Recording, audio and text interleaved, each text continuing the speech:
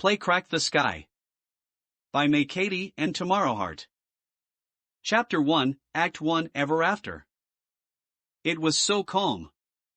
Save for the seagulls speckled throughout, the sky was clear, burning in its amber tones. The sun hung low, golden and radiating like the heart of the heavens as the horizon began to swallow it. The waves far below provided a constant, dull roar as they built and broke.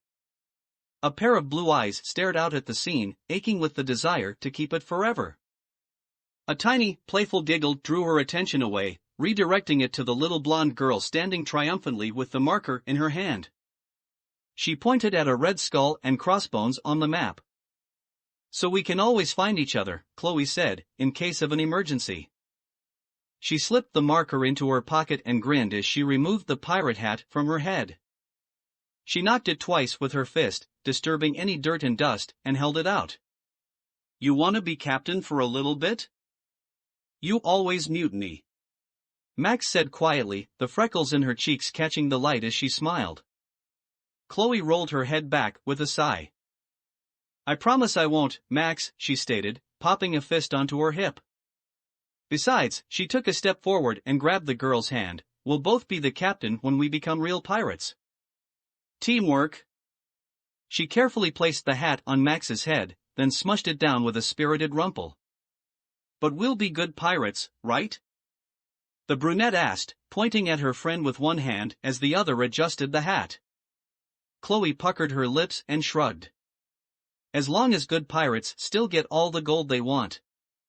She wandered over to the newly installed bench and plopped onto it. "Take a seat, Pete," she said, patting the space beside her. "You sound like your dad," Max giggled as she sat down. She took in a steady breath as she gazed out over the water, on fire with the setting sun. She hesitantly lifted her hand and pointed at it. "That's the gold I want." She regarded the girl next to her with a nervous smile. Chloe nodded in understanding. "I'll help you get it," she said easily. "When we're older, we'll be able to go wherever we want. Do anything we want? With you and me as a team, we can't lose." She reclined against the bench, slinging her arms cockily over the back of it. "You really think so?"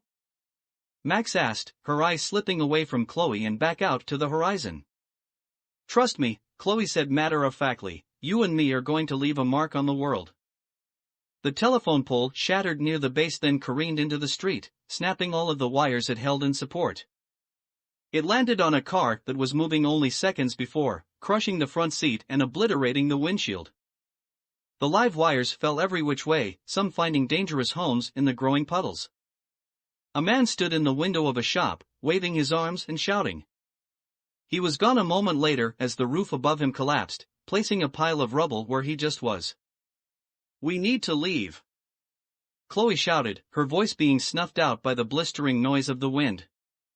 Max wound one hand through her hair, gripping it tightly as she watched the storm carve its way through the town. The remaining streetlights flickered feverishly before blinking out in quick succession. Far down the street, a strong gust rolled an SUV onto its side as if it were as light as a feather, dragging it across the road and into the brick wall of a home with a bang. Without waiting for a response, Chloe grabbed her by the bicep and pulled her away. "It's following us," Max muttered, her eyes lost in the swirl of debris now being pulled into the air. First it was trash and small objects, but then she thought she could see something flailing desperately. "Chloe, it's following us." The scene playing out before her was horribly familiar. Less than 3 weeks ago, she had watched Arcadia Bay get demolished from the safety of the cliff. Despite the possibility that going back to the start of the week could fix everything, she chose Chloe instead. And when the rain finally stopped, the word town no longer seemed to fit. There were only ruins. They left it behind, lost in a mist of thoughts and addled with shock. All either of them knew for certain was that they had to get away. They found themselves at another small town 3 hours north of Arcadia Bay and took root in a cheap motel, locked in and quiet as they struggled to process everything. Less than a week later, a seam opened in the sky, releasing a heavy rain that was quickly accompanied by thunder and lightning. Being as rattled as they still were, the weather sent them into a panicked frenzy. Within minutes they were in the truck, not even bothering to check out. Logic would say that their trauma understandably had created a negative association with bad weather. Logic would say that, even though such things were natural, it made sense for them to be afraid. But logic had no answer for the monstrous thing Max thought she saw coming together in the mirror as they sped away in search of clearer skies. And now it was happening again. "Come on, Max!" Chloe yelled, jerking the girl behind her as her stride grew longer.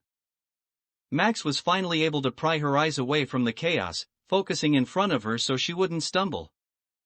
The screaming wind was thankfully at their backs, jettisoning them further down the street. The girls ran with tunnel vision on Chloe's truck, ignoring everything falling apart around them. "Get in," Chloe barked once they finally reached it. Max ripped the door open and threw herself onto the seat, gasping in pain as the wind slammed the door shut on her foot before she had it secure inside. "This can't be happening," Max said numbly, as if she might convince herself. The truck's engine groaned to life and was immediately in motion, throwing Max back against the seat. Without a word, they boomed down the road, swerving only once to miss a downed tree. Chloe focused in the rear view and swore under her breath.